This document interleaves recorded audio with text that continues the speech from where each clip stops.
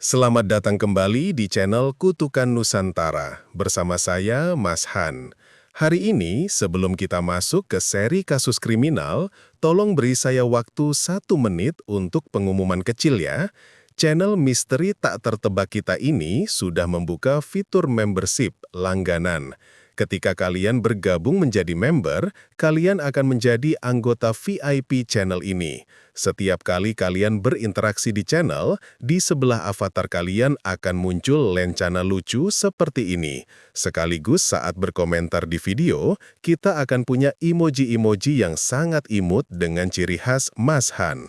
Emoji ini didesain khusus loh, jadi komentar kalian bakal kelihatan menonjol. Hanya saja, untuk ikut menjadi member ini ada biayanya, yaitu Rp10.000 per bulan.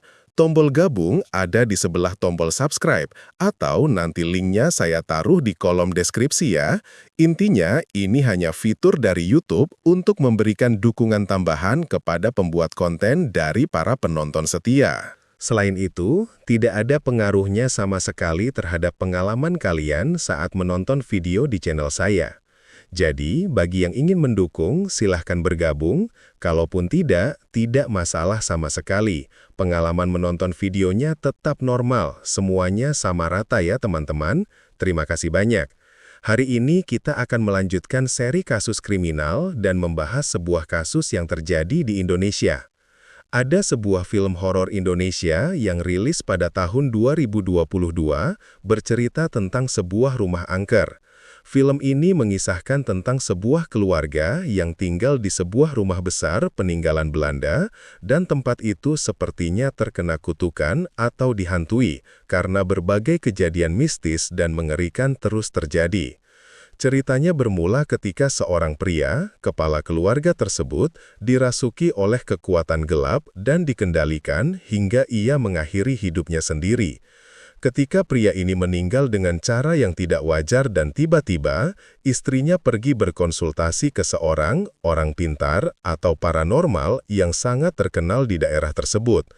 Paranormal itu mengatakan bahwa suaminya dirasuki oleh hantu wanita yang pendendam dan mencelakainya.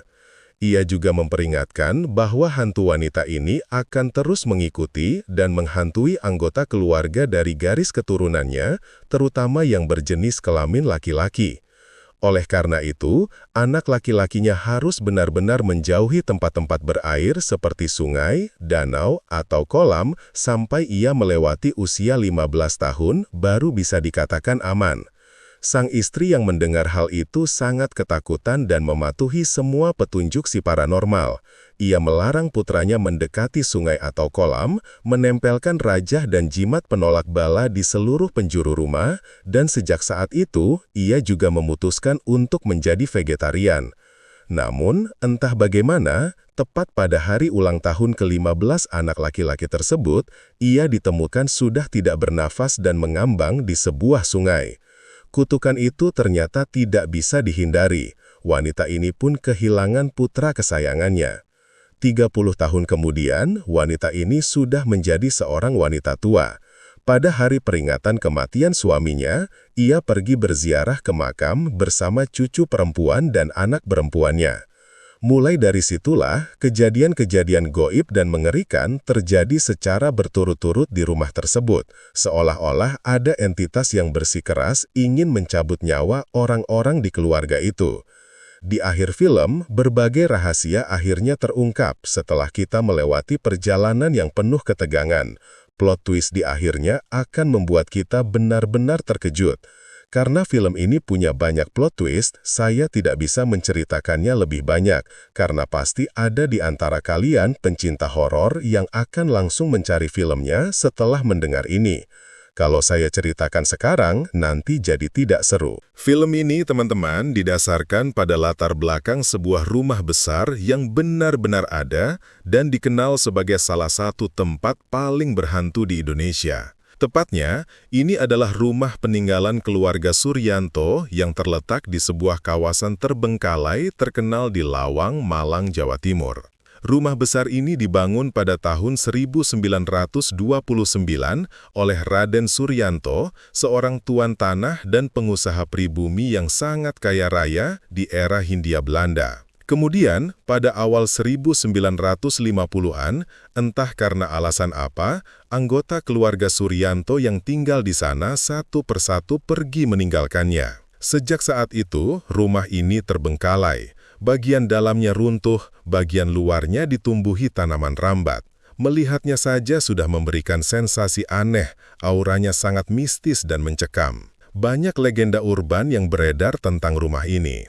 Sumur tua di halaman belakang rumah masih ada sampai sekarang, dan konon itu adalah tempat di mana seorang abdi dalam, pembantu muda keluarga tersebut, melompat untuk mengakhiri hidupnya. Alasan ia bunuh diri adalah karena ia jatuh cinta pada tuan muda di rumah itu. Sang tuan muda pun mencintainya meski sudah memiliki istri sah dan berjanji akan melindunginya dalam keadaan apapun. Mereka menjalin asmara yang sangat menggebu-gebu.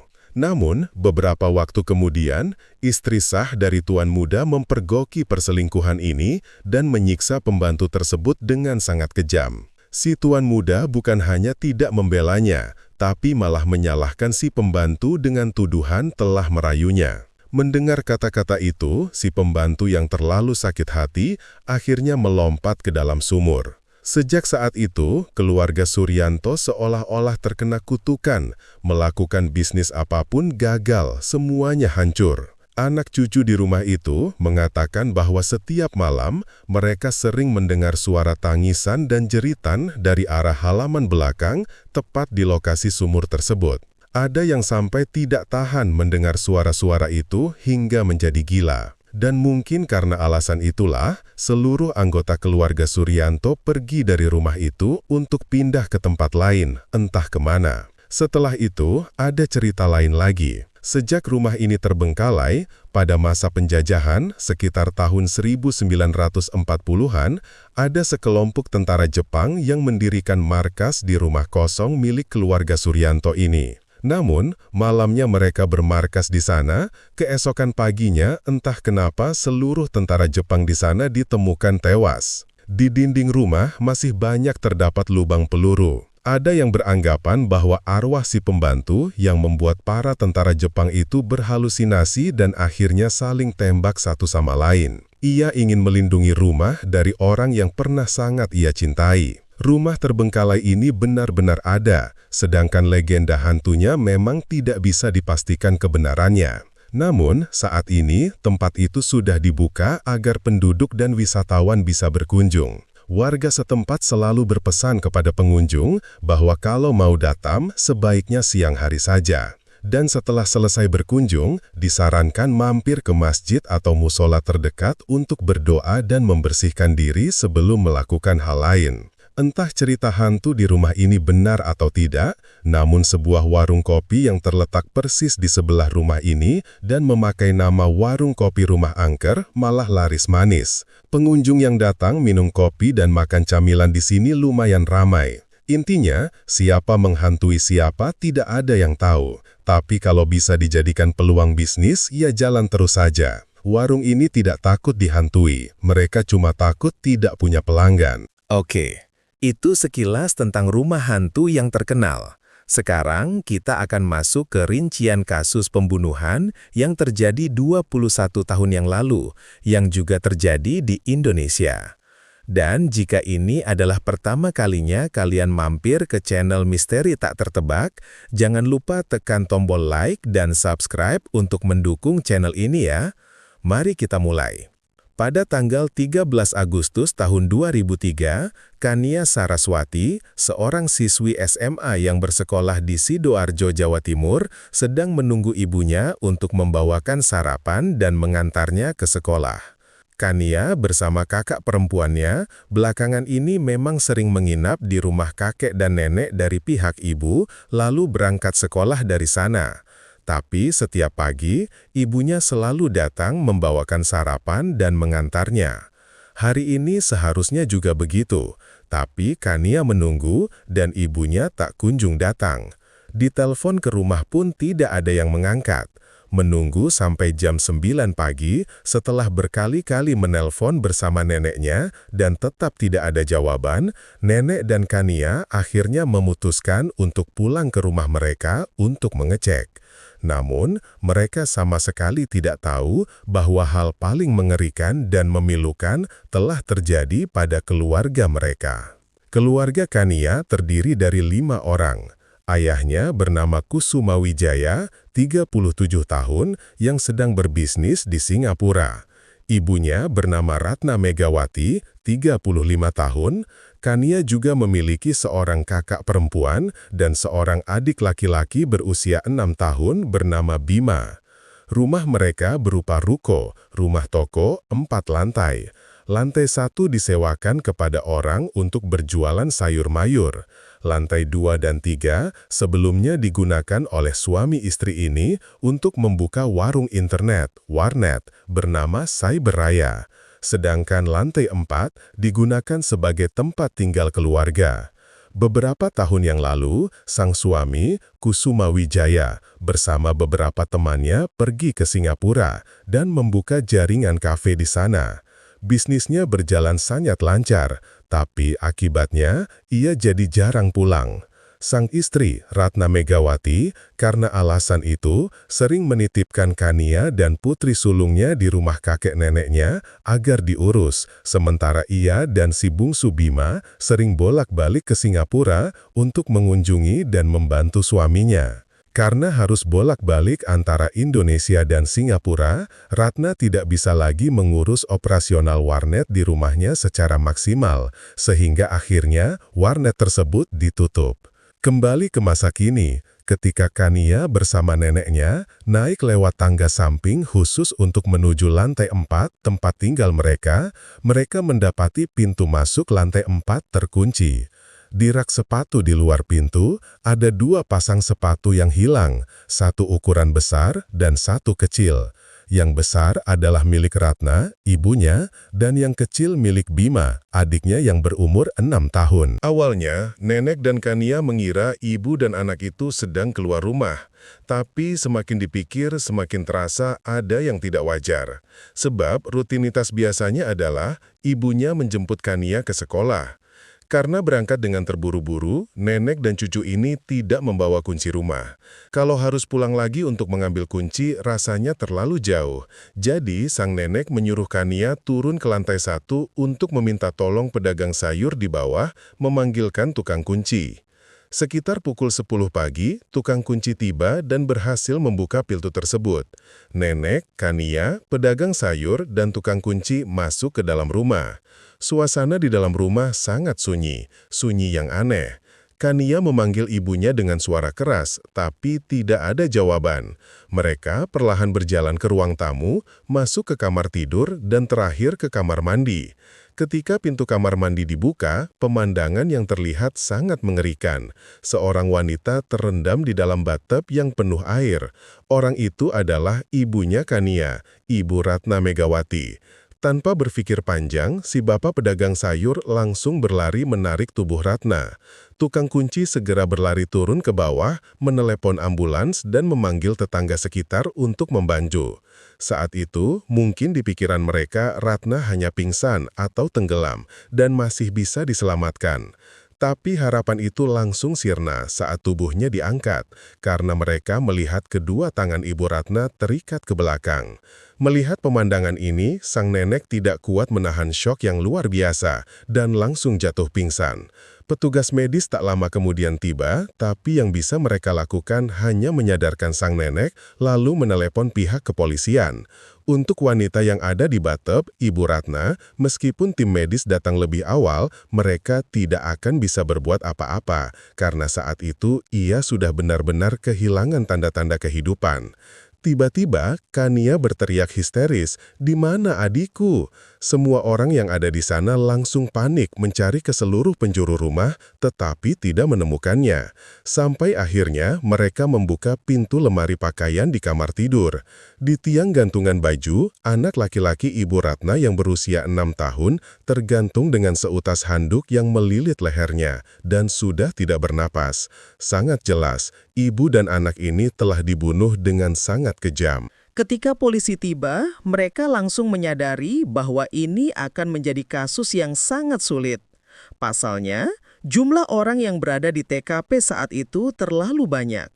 Kondisi TKP pasti sudah berantakan dan secara tidak sengaja telah menghapus banyak bukti penting.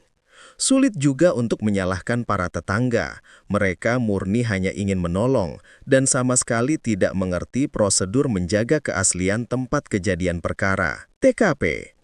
Saat ini, polisi hanya bisa memindahkan jenazah ibu dan anak itu ke ruang forensik, membubarkan orang-orang yang tidak berkepentingan, dan memulai tahap penyelidikan. Ruang tamu terlihat cukup rapi, tidak ada tanda-tanda perkelahian atau pergumulan.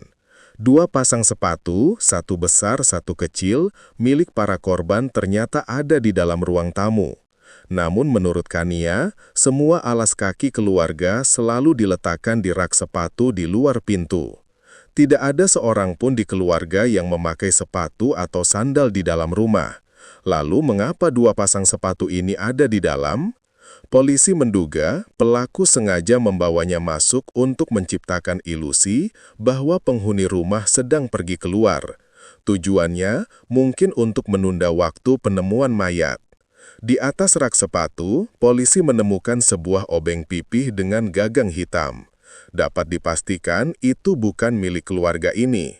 Namun di obeng itu tidak ditemukan sidik jari sama sekali. Kemungkinan, jika obeng ini milik pelaku, ia memakai sarung tangan atau membungkusnya dengan kain saat menggunakannya. Di dalam rumah ada banyak sekali sidik jari dan jejak sepatu, tapi setelah disortir dengan susah payah, ternyata semuanya hanyalah jejak milik orang-orang yang ikut mengevakuasi korban tadi. Polisi menyadari tidak ada jejak antara korban dan pelaku yang tertinggal. Kesimpulannya sangat kuat bahwa pelaku telah membersihkan TKP, atau mungkin pelakunya adalah salah satu dari orang-orang yang ikut dalam kerumunan penyelamatan tadi. Di dalam kamar mandi, di atas tangki kloset duduk berwarna putih, terdapat sebuah pisau buah bergagang kuning yang agak usang. Pisau ini juga bukan perabotan rumah ini, dan tidak ada sidik jari di sana. Karena tidak ada bercak darah di pisau itu, penyidik menduga pelaku menggunakannya untuk mengancam korban. Saat hendak memindahkan korban ke bathtub, pelaku butuh tenaga ekstra sehingga ia tanpa sadar meletakkan pisau itu di atas kloset dan lupa membawanya kembali, sama seperti ia melupakan obeng di atas rak sepatu. Waktu kematian kedua korban diperkirakan antara pukul 2.30 hingga pukul 3.30 dini hari pada tanggal 13 Agustus.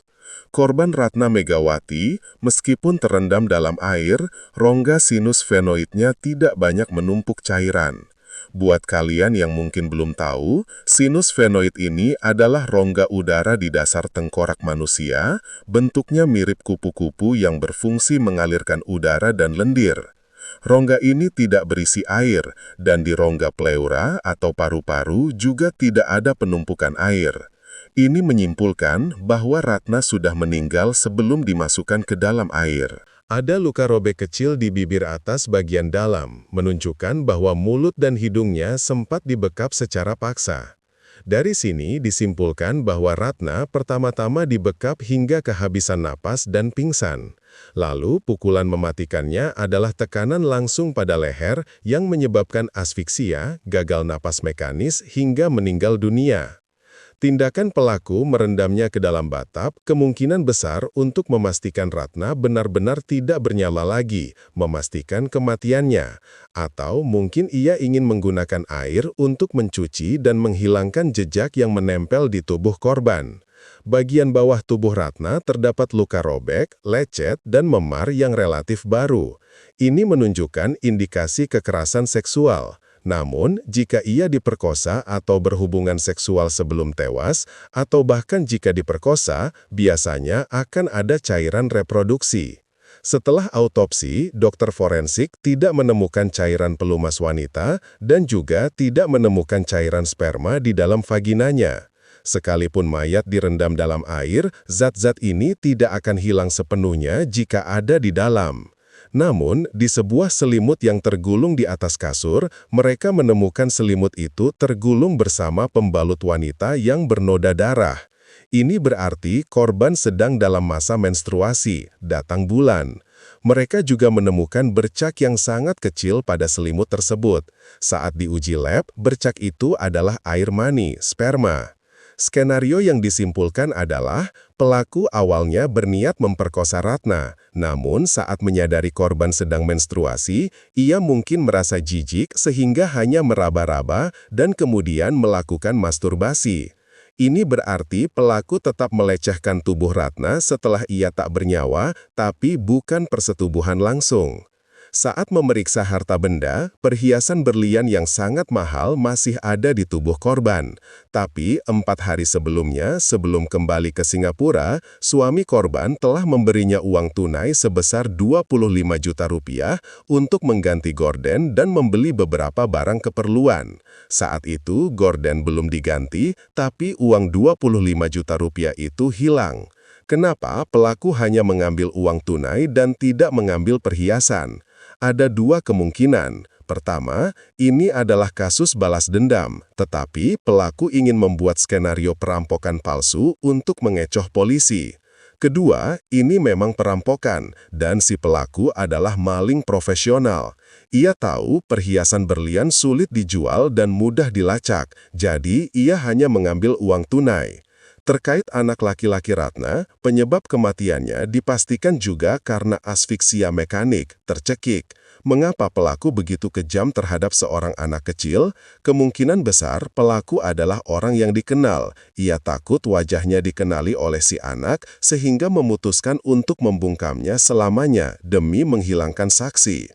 Sampai di sini, para penyidik agak kebingungan merangkai logika kejahatan ini. Pelaku jelas sangat kejam dan teliti dalam menghapus jejak, mengelap gagang pintu, bahkan memindahkan sepatu ke dalam untuk membingungkan polisi. Ia mengambil uang tunai dan bukan perhiasan agar tidak mudah dilacak.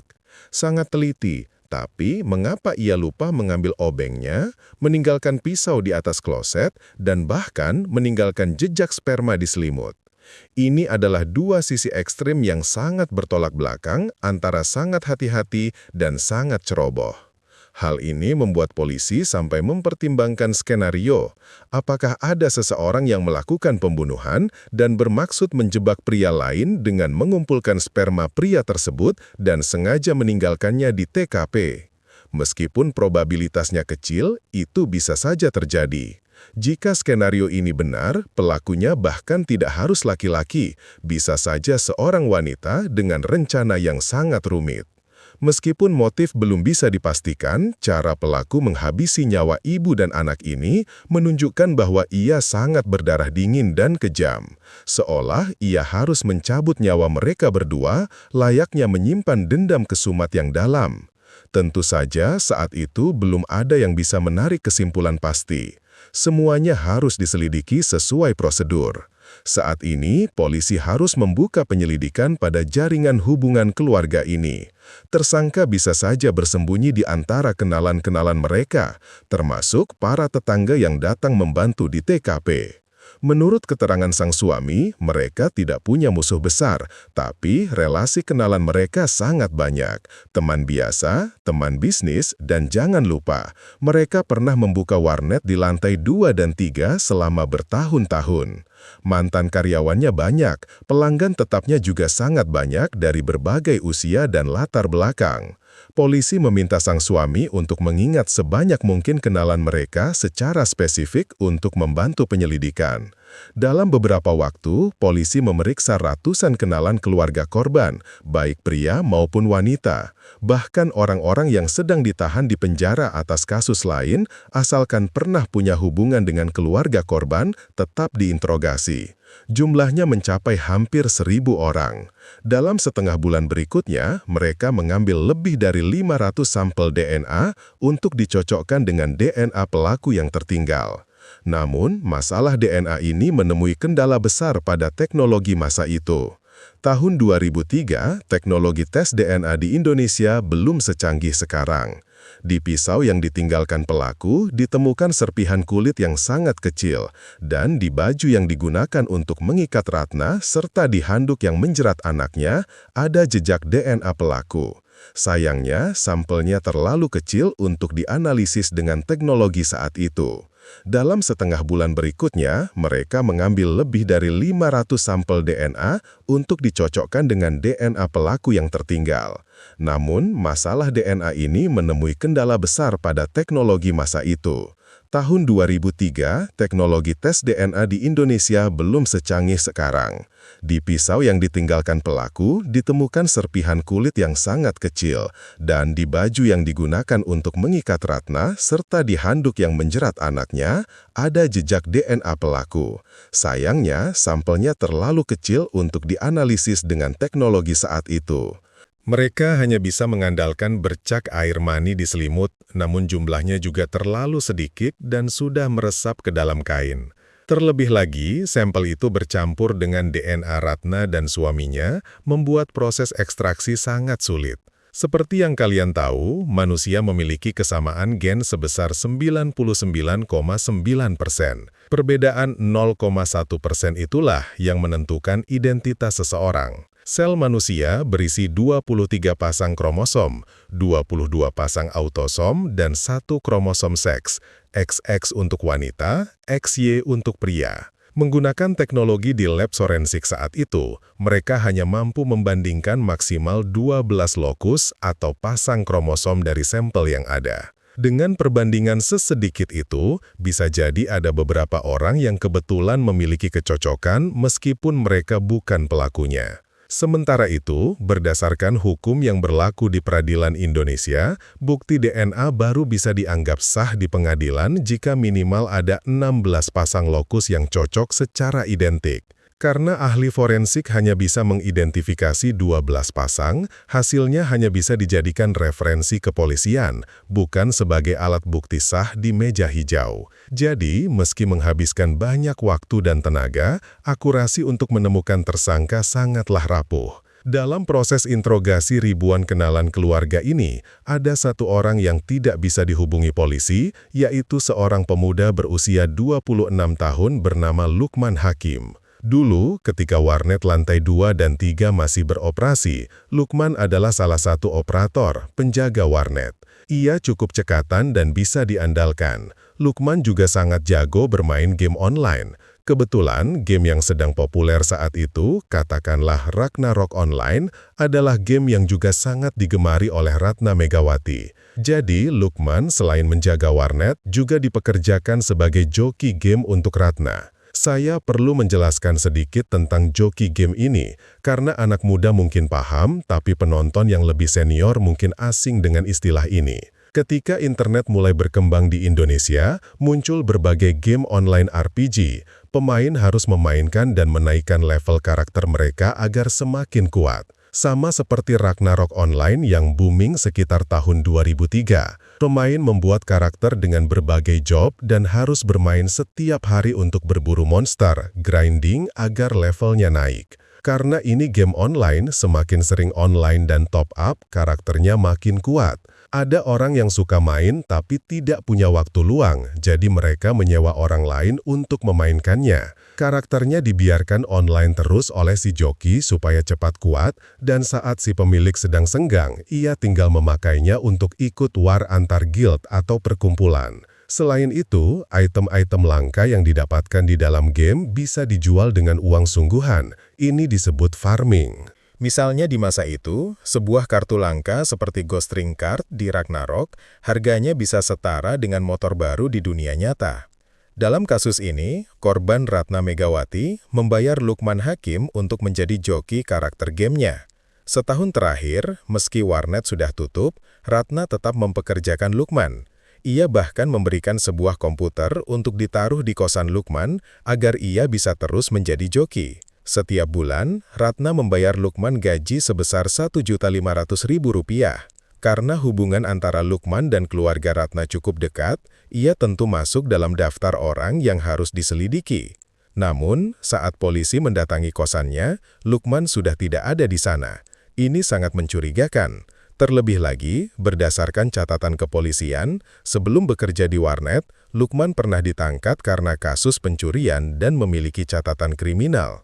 Namun, ada beberapa poin yang membuat penyidik menunda mengejar Lukman dan beralih menyelidiki nama lain.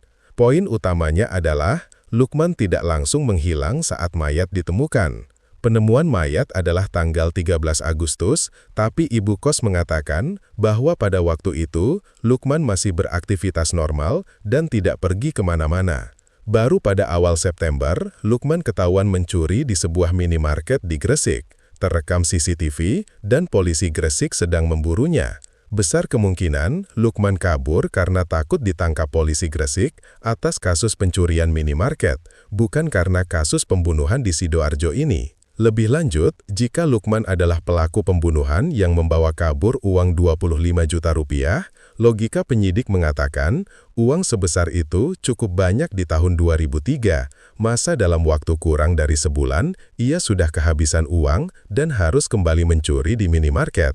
Selain itu, kalau majikannya tewas, Lukman akan kehilangan pekerjaannya yang santai dibayar 1,5 juta rupiah sebulan hanya untuk main game.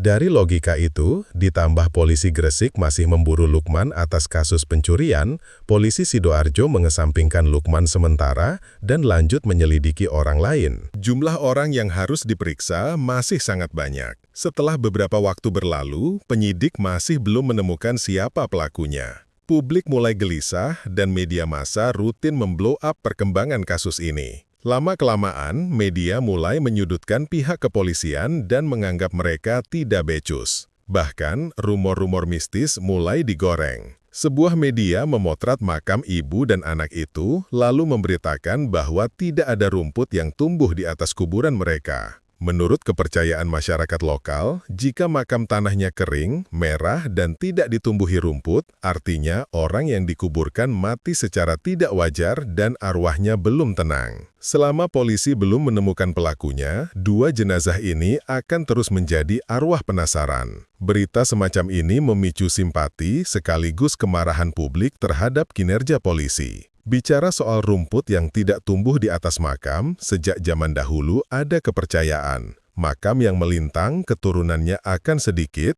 makam yang tak berumput 3 generasi akan miskin, makam harus berumput agar baik bagi keturunannya. Itu kalau rumput biasa, kalau tanaman tertentu bisa berbeda maknanya. Tapi, tahukah kalian ada satu tokoh sejarah terkenal yang sangat tidak suka kuburannya ditumbuhi rumput? Ia adalah Ibu Suri Cixi dari Tiongkok. Sejarah mencatat bahwa saat masih hidup, Cixi memilih tempat dengan feng shui terbaik untuk makamnya. Dibangun bertahun-tahun dengan biaya luar biasa. Tapi saat ia meninjaunya, ia merasa semuanya sempurna, kecuali satu hal, terlalu banyak rumput liar yang tumbuh di gundukan makamnya. Cixi memerintahkan agar makamnya tidak boleh ditumbuhi sehelai rumput pun. Demi menuruti perintahnya, pejabat yang membangun makam merebus tanah makam itu di atas 100 wajan besar untuk membakar habis nutrisinya, dan dicampur dengan belerang agar tanahnya benar-benar mati. Berhasil, tidak ada rumput yang tumbuh. Tapi pada 1928, makam Cixi dibongkar perampok makam. Konon katanya jenazah Cixi utuh karena ada mutiara bercahaya di mulutnya. Tapi saat mutiara itu diambil, tubuhnya langsung menjadi tengkorak kering. Orang menganggap itu adalah karma karena melanggar hukum alam, tidak membiarkan rumput tumbuh. Kembali ke kasus kita, media menggunakan narasi makam tanpa rumput sebagai bukti arwah korban masih menuntut keadilan. Tekanan di pundak kepolisian semakin berat. Tim penyelidik dari Kepolisian Pusat di Jakarta, Mabes Polri, didatangkan bersama para ahli forensik untuk melakukan olah TKP ulang. Mereka menyisir kembali lokasi seinci demi seinci. Ahli jejak menggunakan seluruh insting dan pengalamannya hingga akhirnya sebuah jejak krusial ditemukan. Di lemari pakaian tempat anak Ratna ditemukan tergantung, ada sebuah noda sangat tipis pada tiang gantungan baju yang berhasil diidentifikasi. Bentuknya seperti noda keringat yang menempel, warnanya sedikit berbeda dari bagian besi tiang lainnya. Tentu saja sampel sekecil ini tidak bisa diekstraksi DNA-nya dengan alat saat itu. Namun, jarak tiang gantungan baju itu dari lantai adalah 1,8 meter. Jika jejak ini ditinggalkan pelaku, ada dua skenario. Pertama, telapak tangan pelaku berkeringat dan menyentuh tiang. Kedua, dahi pelaku menyentuhnya. Jika dahi yang menyentuh, berarti pelaku harus memiliki postur tubuh yang sangat tinggi. Penyidik meminta seorang anggota polisi setinggi 1,78 meter untuk berdiri di depan lemari sebagai perbandingan. Ternyata dahinya masih belum menyentuh tiang itu. Ahli menyimpulkan ini adalah skenario kedua. Ketika pelaku mengikat anak tersebut, kepalanya menabrak tiang gantungan dan meninggalkan noda keringat dari dahinya. Lebar lemari hanya 65 cm, sangat sulit bagi pria besar untuk masuk seutuhnya. Kemungkinan ia hanya memasukkan setengah tubuh bagian atas, kepala, dan lengan. Dengan analisa forensik ini, mereka membuat profil pelaku. Pelaku memiliki tinggi badan sekitar 1,80 hingga 1,85 meter, dengan berat badan sekitar 80-90 kg. Profil fisik ini sangat mempersempit daftar kenalan korban. Tidak semua orang punya fisik setinggi dan sebesar itu di Indonesia. Setelah disaring, hanya 2 orang kenalan korban yang memenuhi kriteria. Yang pertama, seorang pria bernama Haryo Bismo, tinggi 1,83 meter dan berat lebih dari 80 kg.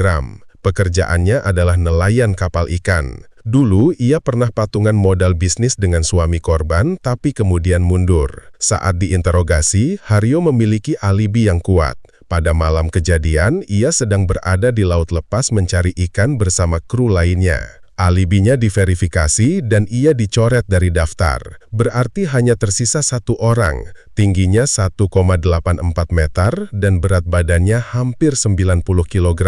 Namanya adalah Lukman Hakim. Mendengar nama ini pasti kalian ingat kan? Ya, dia adalah si penjaga warnet dan joki game yang sedang buron karena kasus pencurian minimarket. Surat perintah penangkapan kini bukan lagi berstatus pencurian ringan, melainkan tersangka pembunuhan ganda. Berita disebar ke seluruh kantor kepolisian dan masyarakat diimbau melapor. Akhirnya, pada tanggal 5 Oktober, polisi berhasil menangkap Lukman Hakim yang sedang bersembunyi di Banyuwangi.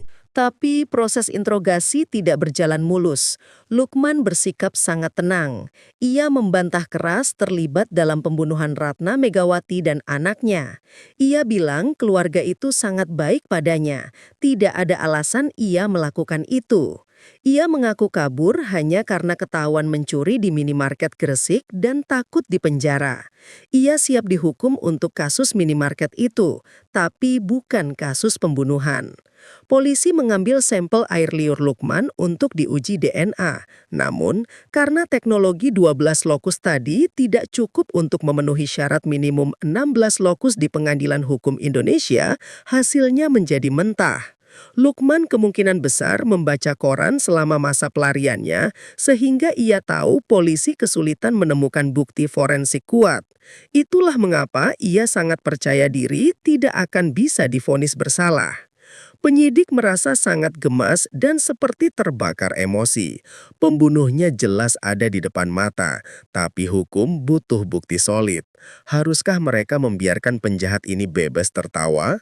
Tapi pepatah lama berkata, sepandai-pandainya tupai melompat, akhirnya jatuh juga. Pada awal November, Indonesia mengadopsi dan memperbarui teknologi identifikasi DNA terdepan dari luar negeri yang disebut metode analisis STR, Short Tandem Repeat. Teknologi modern ini mampu mengekstrak kromosom X dan Y secara spesifik dengan akurasi sangat tinggi. Tim penyidik Sidoarjo segera membawa barang bukti, baju untuk mengikat korban, handuk jeratan, pisau buah, noda sperma di selimut, dan sampel air liur Lukman ke Laboratorium Forensik Mabes Polri di Jakarta. Proses analisis ini memakan waktu yang cukup membuat penyidik deg-degan. Banyak yang pesimis hasilnya akan cukup kuat untuk menjerat Lukman. Namun, pada malam hari tanggal 20 November, pukul 21.35, sebuah email mengejutkan masuk ke komputer kepolisian Sidoarjo dari Lab4 Jakarta, berkas fisik resminya menyusul. Hasil pencocokan menggunakan metode canggih STR membuktikan bahwa DNA dari semua barang bukti TKP adalah milik Lukman Hakim secara mutlak dengan tingkat kecocokan 100%, memenuhi syarat 16 pasang lokus di pengadilan hukum. Bukti ini kini sah secara hukum.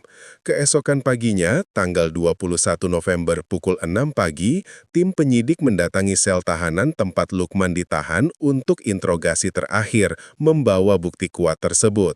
Pemandangan Lukman hari ini sangat berbeda. Hari-hari sebelumnya, ia percaya diri, masih sempat ngobrol dan pamer skill game ke sesama napi dan sipir. Tapi hari itu, wajahnya pucat pasi, kuyu, layaknya mayat hidup. Melihat bukti DNA yang disodorkan penyidik, ia terdiam cukup lama. Lalu dengan suara bergetar, ia bercerita. Beberapa hari terakhir, saya tidak pernah bisa tidur pulas. Saya terus-menerus bermimpi buruk. Saya bermimpi melihat Bu Ratna dengan baju basah kuyup mendatangiku dan bertanya, "Lukman, apakah karakter Putri Langit sudah naik level? Ada item langka yang didapat?"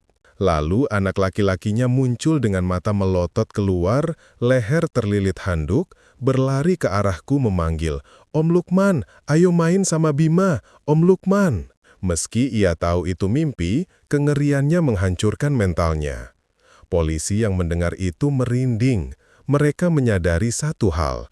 Hari penyerahan bukti DNA dan interogasi ini bertepatan persis dengan peringatan 100 hari, tahlilan 100 hari sejak kematian korban. Dalam tradisi kita, 40 hari dan 100 hari adalah hari di mana arwah diyakini masih sangat dekat dengan dunia fana. Hancur secara mental akibat teror gaib dan bukti saintifik yang tak terbantahkan, Lukman Hakim akhirnya mengakui semua perbuatannya. Ialah pembunuh keji ibu dan anak itu. Waktunya kebenaran terungkap. Lukman sedari kecil berkarakter pemalas. Pernah belajar servis komputer tapi berhenti di tengah jalan. Ia ingin hidup enak tanpa kerja keras. Karena sering bergaul dengan geng maling, ia beberapa kali ditangkap. Tapi karena masih di bawah umur, hukumannya sangat ringan. Saat usia 22 tahun, keluarga Ratna membuka warnet dan merekrut Lukman dengan gaji pokok Rp2.500.000. Karena kerjanya lumayan rajin dan jago main game, Ratna sangat senang. Tugas tambahannya adalah menjadi joki game untuk Bu Bos, sehingga gajinya ditambah menjadi Rp3.500.000. Bagi anak muda di zaman itu, digaji segitu hanya untuk main game adalah surga. Ia bahkan sering diajak makan di rumah lantai 4 dan bermain bersama anak-anak bosnya. Tahun 2002, warnet tutup karena fokus bisnis pindah ke Singapura. Lukman menganggur, kembali mencuri, dan sempat ditahan singkat. Setelah bebas, ia mengemis pekerjaan pada Ratna. Karena kasihan, Ratna meminjamkan PC dan membayarnya Rp1.500.000 sebulan untuk tetap jadi joki dari rumah kosnya. Ratna juga berpesan agar Lukman mencari pekerjaan yang benar. Niat Ratna sangat baik, membantu mantan karyawan agar tidak kelaparan. Awalnya Lukman senang, tapi lama-kelamaan, meski ada bonus dari jual item in-game, ia merasa uangnya kurang. Timbullah rasa tidak puas. Puncaknya pada malam tanggal 12 Agustus tahun 2003, ketika Ratna memberikannya gaji, tanpa sengaja Lukman melihat isi dompet Ratna yang penuh dengan tumpukan uang tunai, uang Rp25 juta untuk beli gorden. Keserakahannya memuncak. Sekitar pukul 1.30 dini hari tanggal 13 Agustus, ia membawa obeng pipih, pisau, dan alat pembuka kunci menuju ruko tersebut. Ilmu maling masa mudanya memudahkannya membobol gembok lantai bawah. Hanya pintu kayu lantai 4 yang agak alot, tapi berhasil ia buka. Masuk ke rumah, ia melepas sepatu, hanya memakai kaos kaki. Ia menaruh obeng di rak sepatu, lalu masuk. Tanpa diduga, Ratna terbangun untuk pergi ke toilet dan mempergokinya. Sebelum Ratna sempat berteriak, Lukman menodongkan pisau, mendorongnya kembali ke kamar, membekap wajahnya, dan mencekik lehernya hingga pingsan. Lalu, ia dengan cepat mengikat tangan Ratna menggunakan baju lengan panjang.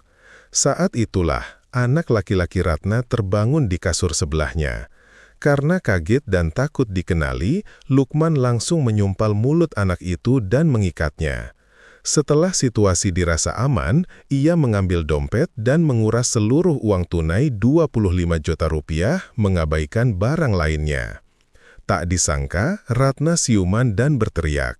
Lukman panik, ia menerjang Ratna, menyumpalkan kaos kaki ke mulut wanita itu dan mencekik lehernya dengan seluruh tenaga hingga Ratna tak bernafas lagi. Melihat tubuh Ratna yang menggunakan baju tidur tipis terbaring tak bernyawa, nafsu binatang Lukman muncul. Ia berniat memperkosanya. Namun, seperti temuan forensik, saat melihat Ratna sedang menstruasi, ia merasa jijik. Ia akhirnya hanya melecehkan tubuh Ratna menggunakan tangan dan bermasturbasi hingga mengeluarkan sperma yang tanpa sengaja mengenai selimut. Setelah itu, ia menyeret Ratna ke kamar mandi dan memasukkannya ke bathtub berisi air untuk memastikan korban mati sekaligus mencuci jejak. Saat memindahkan korban, ia menaruh pisau di atas tangki kloset dan lupa membawanya. Lalu, pikirannya beralih pada si anak kecil yang sempat melihat wajahnya. Niat mencabut rumput sampai ke akarnya muncul. Ia mengambil handuk, membuat simpul, dan menggantung anak malang itu di dalam lemari. Saat mencondongkan kepalanya ke lemari, dahinya membentur tiang besi dan meninggalkan noda keringat pemutus nasibnya. Langkah terakhirnya adalah bersih-bersih. Ia mengelap sperma di lantai, tapi tidak menyadari selimut yang jatuh ke lantai sudah menyerap sedikit spermanya dan ia lemparkan begitu saja ke kasur. Ia mengelap seluruh gagang pintu dan laci miliknya. Itulah mengapa obeng dan pisau tidak ada sidik jarinya, karena ia menggunakan handuk itu saat memegangnya. Pukul 4 pagi, sebelum pergi, ia memasukkan sepatu ibu dan anak itu ke dalam rumah dan mengunci pintu dari luar, membuat ilusi mereka sedang pergi. Ia tahu suami Ratna di Singapura dan 2 anak lainnya di rumah nenek. Ia berpikir butuh waktu berhari-hari sebelum mayat ditemukan dan air bathtub akan merusak bukti. Tapi ternyata nenek dan anak pertamanya curiga dan menemukannya pagi itu juga. Meski ia merencanakan ini dengan sangat teliti, hal-hal detail yang ia lewatkan, pisau di kloset, obeng di rak, sperma di selimut, menjadi instrumen keadilan yang menjeratnya. Lukman Hakim akhirnya dijatuhi hukuman mati atas berbagai kejahatan beratnya. Ini menutup salah satu kasus paling menghebohkan di masa itu. Sebagai penutup analisis dari sudut pandang psikologis penyidik, motif Lukman mungkin bukan murni pencurian uang, tapi juga hasrat seksual. Lukman pernah makan di rumah lantai 4, ia tahu betul keluarga ini jarang ada pria di rumah, suami di luar negeri, 2 anak lain di rumah nenek. Kalau dia cuma mau uang, kenapa dia tidak menunggu Ratna pergi ke Singapura? Kalau cuma mencari dompet, ia tahu dompet pasti ada di kamar tidur.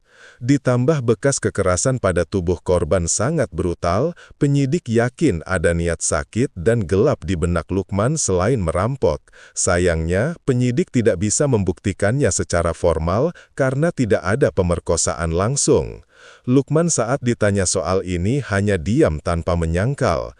Tapi apapun motifnya, hukumannya tetap vonis mati. Namun, tidak jelas alasannya, sampai hari ini, 21 tahun kemudian, ia masih mendekam di penjara dan belum dieksekusi.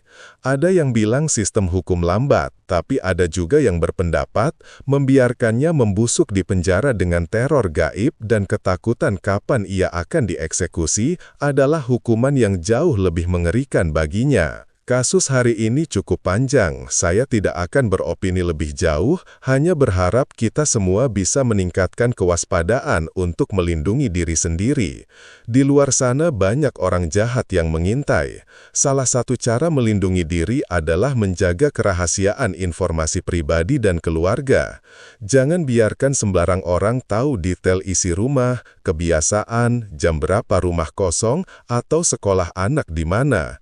Zaman sekarang banyak orang yang suka oversharing di media sosial, mau liburan, check-in lokasi lengkap dengan jadwal kapan pulang. Itu sama saja mengundang maling datang. Dan perhatikan juga soal keamanan rumah, kunci pintu ganda, gembok tambahan, slot pengaman dari dalam, atau kamera CCTV sangat diperlukan. Kita memang tidak bisa menebak nasib, tapi apa yang bisa dicegah harus dicegah. Waspada dan menjaga keselamatan diri serta keluarga adalah yang paling utama, teman-teman. Oke, kisah kriminal hari ini sampai di sini dulu. Kita akan bertemu lagi di kisah-kisah misteri selanjutnya. Kalau kalian punya pendapat atau teori lain, silahkan tulis di kolom komentar ya. Sekarang saya pamit undur diri, sampai jumpa.